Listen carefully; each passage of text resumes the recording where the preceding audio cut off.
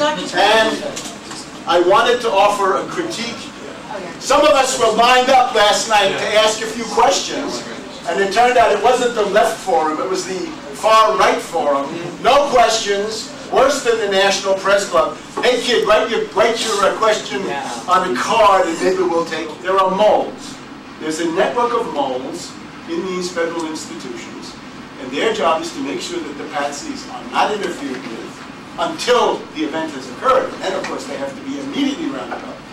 And their job is to make sure that the technicians are not interfered with, because you got to because they're the ones who really make these things happen. So that progression, I would urge Obama to look back. Look at Mutala. Your instincts were right, Obama. Look then at Benghazi. The chain of command is what counts. Not who's president, not even who's secretary of state, not even the Joint Chiefs of Staff, but the chain of command. That goes for 9/11 too. The chain of command is Petraeus and Ham, and maybe Stavridis. Those three. That's it. All the rest of it is fluff. So there's a network, and now we're going to have a new head of the FBI. As Robert Mueller leaves, I would say, Mueller, how many moles did you catch? As far as I know, none. The previous one, we had Aldrich Ames, and we had Hansen. Those were your two moles of the previous decade, and they were supposed to be Soviet moles. But now we want to know, in the age of terrorism, how many moles, how many terror moles have you ousted? So Robert Mueller leaves office 0. Moles for who? For Wall Street, for the rogue network. In other words, the force, which is, this gets me into my critique of this thing last night. With Franklin D. Roosevelt, we have an assassination attempt in 1933, a coup attempt in 1934, another coup attempt in 1937, another coup attempt in 1942, and then a successful poisoning. And unfortunately, our two heroes last night found a way to leave all of that out. In other words, the assassination of Franklin D. Roosevelt, the poisoning of Franklin D. Roosevelt. One of the merits of their film is that they cite Elliot Roosevelt in a book called As He Saw It, which is Elliot Roosevelt recounting the bitter struggles between Roosevelt and Churchill, Churchill attempting to save the British Empire, Roosevelt determined to break it up. When Roosevelt's son, Elliot, went to visit Stalin in 1946, Stalin said to him, "The Churchill gang killed your father.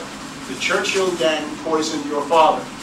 Harriman came up last night too. Stalin told Harriman, "The Soviet Union believes that Roosevelt was poisoned. We want to see the body. I want Gromyko to see the body." The answer was no. Blamed on Eleanor Roosevelt. I don't know if she's really the one. But he was assassinated. So now we have the untold history of the United States, which has nothing about assassination attempts, coup attempts, and then the assassination of Franklin D. Roosevelt. That's the biggest one of all for the entire 20th century. Oliver Stone had great merit in his JFK movie, but in that historical thing that we've got now, maybe under the influence of Kuznick, he has completely retreated from that entire analysis. All we learn about the death of Kennedy is Kennedy had powerful enemies. Well, so do many. Many people have powerful enemies. And then, 9/11, the question doesn't even exist. Poor Oliver Stone could never, by that time I guess he had no heart left for that new round. But now here's the problem. My thesis is that there is a rogue network. It's centered in Wall Street. One of the people that series, the Untold series, tries to defend, Henry Stimson. This is a scandal. Henry Stimson was the dean of the Wall Street establishment. Henry Stimson is responsible for putting the Japanese into the concentration camps. Henry Stimson is responsible for dropping the atomic bomb on Japan. And they try to save that guy as a peace hero. So I say to them, who's the enemy, if not Wall Street? And who's Wall Street, if not Henry Stimson, the dean of Wall Street? Stimson had two guys working with him, John J. McCloy and Lovett, the two imps of Satan, as they were called at the time. McCloy was the dean of the establishment after Stimson from about 1950 until 1970 or whenever it was, when McGeorge Bundy took over, right? And And after that, that system has fallen apart. And then Lovett was the guy who appointed the Kennedy cabinet, which was the worst cabinet that anybody had ever seen.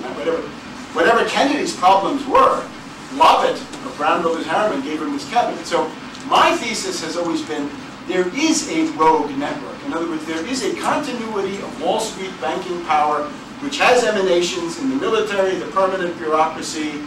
These people, right? The names that you know, the Rusks, the McNamaras, right? If you don't grapple with those questions, which they don't, in other words, if you're not willing to grapple with the dirty, messy, dangerous questions, the ones that reduce you to the status of a conspiracy theorist, right? If you're so consumed with your own cowardice to the point where you're not going to, my goal in life is never to be attacked as a conspiracy theorist, then what are you doing? You have forgotten historical truth. And here's the other problem. In that panorama of relentless negativity that we saw in that movie, right? Everything's bad. Oh my God. There's nothing good. I wanted to ask them, how about Eisenhower in 1956? It's very timely.